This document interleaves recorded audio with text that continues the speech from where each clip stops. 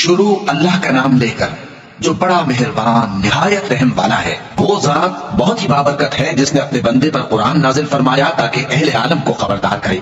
وہی کہ آسمانوں اور زمین کی بادشاہی اسی کی ہے، اور جس نے کسی کو بیٹا نہیں بنایا اور جس کا بادشاہی میں کوئی شریک نہیں، اور جس نے ہر چیز کو پیدا کیا پھر اس کا ایک اندازہ ٹھہرایا، اور لوگوں نے اس کے سوا اور معبود بنا لیے ہیں جو کوئی چیز بھی پیدا نہیں کر سکتے اور خود پیدا کیے گئے ہیں، اور نہ اپنے لیے نقصان کا اور نہ نفع کا کچھ اختیار رکھتے ہیں، اور نہ مرنا ان کے اختیار میں ہے اور نہ جینا اور نہ مر کر اٹھ کھڑے ہونا۔ اور کافر کہتے ہیں کہ یہ قرآن من گھڑت باتیں ہیں جو اس مدعی رسالت نے بنا لی ہیں، اور کچھ دوسرے لوگوں نے اس میں اس کی مدد کی ہے۔ یہ لوگ ایسا کہنے سے ظلم اور جھوٹ پر اتر آئے ہیں، اور کہتے ہیں کہ یہ پہلے لوگوں کی کہانیاں ہیں جن کو اس نے جمع کر رکھا ہے اور وہ صبح و شام اس کو لکھوائی جاتی ہیں۔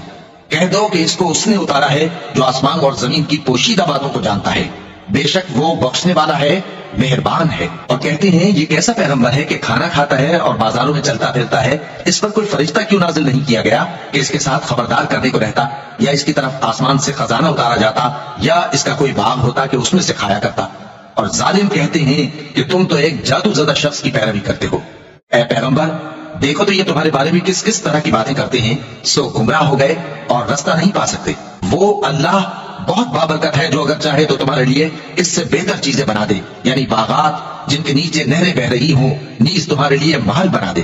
بلکہ یہ تو قیامت ہی کو جھٹلاتے ہیں، اور ہم نے قیامت کے جھٹلانے والوں کے لیے دوزخ تیار کر رکھی ہے، جس وقت وہ ان کو دور سے دیکھے گی تو غضبناک ہو رہی ہوگی، اور یہ اس کے جوش غضب اور چیخنے چلانے کو سنیں گے۔ اور جب یہ دوزخ کی کسی تنگ جگہ میں زنجیروں میں جکڑ کر ڈالے جائیں گے تو وہاں موت کو پکاریں گے۔ آج ایک ہی موت کو نہ پکارو، اور بہت سی موتوں کو پکارو، پوچھو کہ یہ بہتر ہے یا ہمیشہ کی جنت جس کا پرہیزگاروں سے وعدہ ہے۔ یہ ان کے اعمال کا بدلہ اور رہنے کا ٹھکانہ ہوگا، وہاں جو چاہیں گے ان کے لیے میسر ہوگا، ہمیشہ اس میں رہیں گے۔ یہ وعدہ اللہ کو پورا کرنا لازم ہے اور اس لائق ہے کہ مانگ لیا جائے۔ اور جس دن اللہ ان کو اور ان کو جنہیں یہ اللہ کے سوا پوچھتے ہیں جمع کرے گا تو فرمائے گا، کیا تم نے میرے ان بندوں کو گمراہ کیا تھا یا یہ خود گمراہ ہو گئے تھے؟ وہ کہیں گے تو پاک ہے، ہمیں یہ بات شایع نہ تھی کہ تیرے سوا اوروں کو دوست بنا دے، لیکن تو نے ہی ان کو اور ان کے باپ دادا کو برتنے کو نعمتیں دی، یہاں تک کہ وہ تیری یاد کو بھول گئے، اور یہ ہلاک ہونے والے لوگ تھے۔ تو کافرو، انہوں نے تو تم کو تمہاری بات میں جھٹلا دیا، بس اب تم عذاب کو نہ پھیر سکتے ہو نہ کسی سے مدد لے سکتے ہو، اور جو شخص تم میں سے ظلم کرے گا ہم اس کو بڑے عذاب کا مزہ چکھائیں گے۔